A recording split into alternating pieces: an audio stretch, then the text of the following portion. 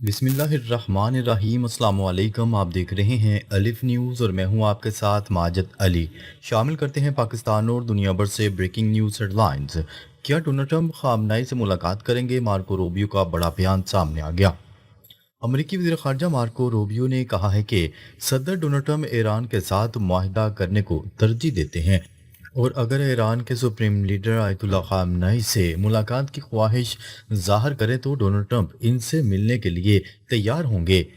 Munich security conference के मौका पर इंटरव्यू देते हुए मार्को रूबियो ने कहा कि सदर डोनाल्ड ट्रंप किसी से भी मुलाकात के लिए आमादा हैं क्योंकि इनके नज़दीक आलमी मसाइल का हल बातचीत के जरिए ही मुमकिन है। उन्होंने कहा है कि अगर आयतुल्ला खामनेई कल ही सदर डोनाल्ड ट्रंप से मुलाकात की दरख्वास्त करें तो ये मुलाकात हो सकती है। इनके बकौल ये इसलिए नहीं कि डोनाल्ड ट्रंप इनसे मुतफिक हैं, इसके लिए कि वो समझते हैं कि इख्तिलाफात का हल मुज़ाकरात से निकाला जा सकता है। मार्को रूबियो ने मशरिक़ वस्ता में दूसरा तैयारा बरदार बहरी जहाज भेजने के फैसले को एहतियाती इकदाम करार दिया। उनका कहना था कि इसका मकसद ये यकीनी बनाना है कि ईरान कोई ऐसा कदम न उठाए जिससे खित्ते में बड़ा तनाज़ा पैदा हो जाए।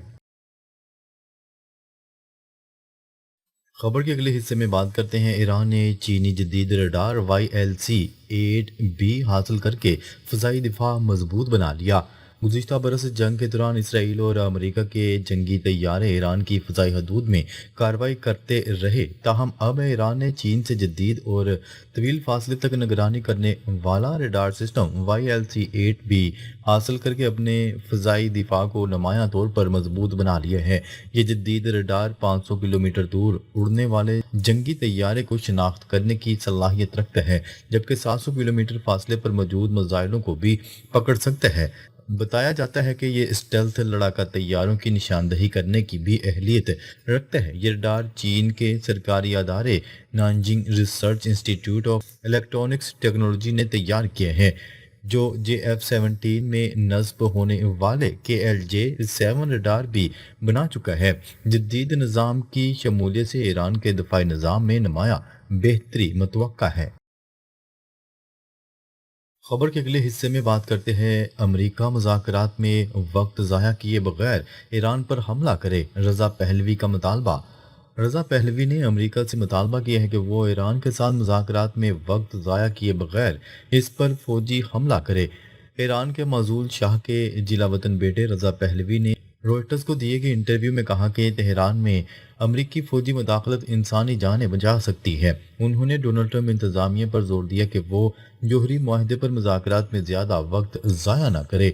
इंटरव्यू में रज़ा पहलवी का कहना था कि ईरानी हुकूमत गिरने के दहाने पर है और अमरीकी फौजी हमला इसे मज़ीद कमज़ोर कर सकता है। ये इसके खात्मे की रफ्तार तेज़ कर सकता है।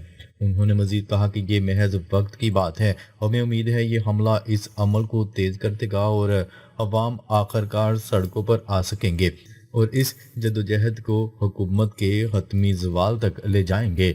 लोग उम्मीद कर रहे हैं कि किसी मोड़ पर यह फैसला कर लिया जाएगा कि मुज़ाकरात का कोई फ़ायदा नहीं है और इनसे कुछ हासिल नहीं होने वाला।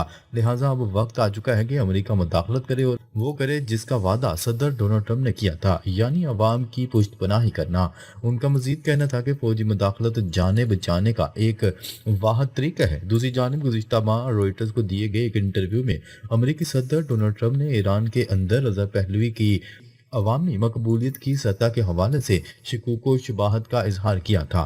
ट्रंप इंतजामिया ईरान के साथ इस बात का जायजा लेने के लिए मुज़ाकरात कर रही है कि आया कोई जोहरी मुआहिदा तय पा सकता है, जबकि दूसरी तरफ अमेरिका खित्ते में अपनी फौजी ताकत भी बढ़ा रहा है। गुज़िश्ता हफ्ते ओमान में अमेरिका और ईरानी सफारतकारों के दरमियान बातचीत हुई और आइंदा हफ्ते मज़ीद मुज़ाकरात मुतवक्का हैं। खबर के अगले हिस्से में बात करते हैं। अमेरिका का स्टारलिंक के 6000 टर्मिनल से ईरान स्मगल करने का एतराफ़। अमेरिका के हुकाम ने गुज़िश्ता माह स्टारलिंक के 6000 टर्मिनल से ईरान स्मगल करने का एतराफ़ कर लिया। गैर मुल्की तरह अबलाग की रिपोर्ट के मुताबिक वॉल स्ट्रीट जर्नल की रिपोर्ट में इंकशाफ हुआ है कि यह कार्रवाई जनवरी में ईरान में होने वाले मुल्क गिर मुजाहरों के दौरान की गई। رپورٹ کے مطابق سٹارلنگ ٹرمینلز کی یہ کھیپیں اس وقت ایران سمگل کی گئیں جب ایرانی حکام نے معاشی مشکلات اور کرنسی کی قدر میں کمی کے باعث پیدا ہونے والے بدامنی کے دوران بڑے پیمانے پر انٹرنیٹ بند کر دیا تھا۔ رپورٹ کے مطابق امریکی محکمہ خارجہ کے حالیہ مہینوں میں تقریباً 7,000 سٹارلنگ ٹرمینلز خریدے، جن میں سے زیادہ تر جنوری میں خریدے گئے۔ سینئر حکام نے ایران میں انٹرنیٹ کی آزادی سے متعلق موجودہ اقدامات کے لیے مختص فنڈز کو سیٹلائٹ سسٹم کی خریداری کے لیے ری ڈائریکٹ کرنے کا فیصلہ کیا۔ حکام کے مطابق صدر ڈونلڈ ٹرمپ ان ہزاروں ٹرمینلز کی ایران میں اسمگلنگ سے آگاہ تھے، تاہم یہ واضح نہیں ہے کہ انہوں نے ذاتی طور پر اس منصوبے کی منظوری دی تھی یا انہیں اور وائٹ ہاؤس نے اس حوالے سے تبصرہ کرنے سے انکار کیا ہے۔ تہران نے امریکہ پر مظاہروں کو بھڑکانے کا الزام لگایا، تاہم امریکہ نے ان الزامات کی تردید کی ہے۔ خبر کے اگلے حصے میں بات کرتے ہیں، میزائل پروگرام ریڈ لائن ہے، بات نہیں ہو سکتی۔ ایران کے سپریم لیڈر کے سینئر مشیر علی شمخانی نے ایک بار پھر اپنے میزائل پروگرام کو ناقابل مذاکرات اور ریڈ لائن قرار دے دیا۔ بین الاقوامی خبرساں ادارے کی رپورٹ کے مطابق علی شمخانی کا عرب ٹی وی کو انٹرویو دیتے ہوئے کہنا تھا کہ ایران کا میزائل پروگرام ریڈ لائن ہے، اس پر کسی بھی قسم کی کوئی بات نہیں ہوگی۔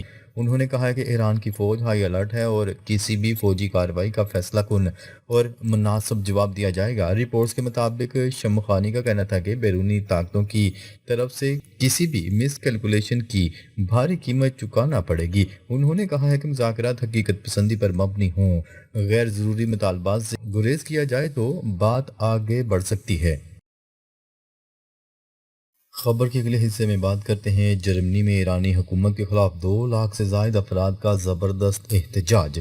جرمنی میں ایرانی حکومت کے خلاف عوام کا جمع غفیر سڑکوں پر نکل آیا۔ یورپی میڈیا کی رپورٹ کے مطابق میونخ میں سیکیورٹی کانفرنس کے موقع پر بڑے پیمانے پر احتجاج کیا گیا ہے۔ مظاہرے میں 2 لاکھ سے زائد افراد شریک ہوئے۔ مظاہرین نے ایران میں حکومت کی تبدیلی کے نعرے لگائے اور انقلاب سے پہلے استعمال ہونے والے شیر سورج کے نشان والے پرچم لہرائے۔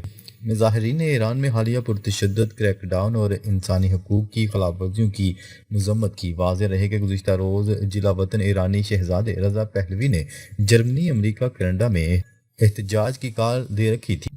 نیوز رپورٹ کے مطابق ہفتے کے روز تقریباً 2 لاکھ افراد نے میونخ سیکیورٹی کانفرنس کے موقع پر ایران کی حکومت کے خلاف مظاہرہ کیا، جبکہ کانفرنس میں عالمی رہنما جمع تھے۔ یہ مظاہرہ ایران کے ولی عہد شہزادہ رضا پہلوی کی اس اپیل پر کیا گیا جس میں انہوں نے ایران پر بین الاقوامی دباؤ مزید بڑھانے کا مطالبہ کیا تھا۔ مظاہرین نے پلے کارڈز اٹھا رکھے تھے، جھنڈا لہرا رہے تھے، ڈھول بجا رہے تھے اور حکومت کی تبدیلی کے حق میں نعرے لگا رہے تھے۔ تبدیلی، تبدیلی، نظام کی تبدیلی کا نعرہ لگاتے ہوئے ہجوم سبز، سفید اور سرخ رنگ کے جھنڈے لہرا رہے تھے جن پر شیر اور سورج کا نشان تھا۔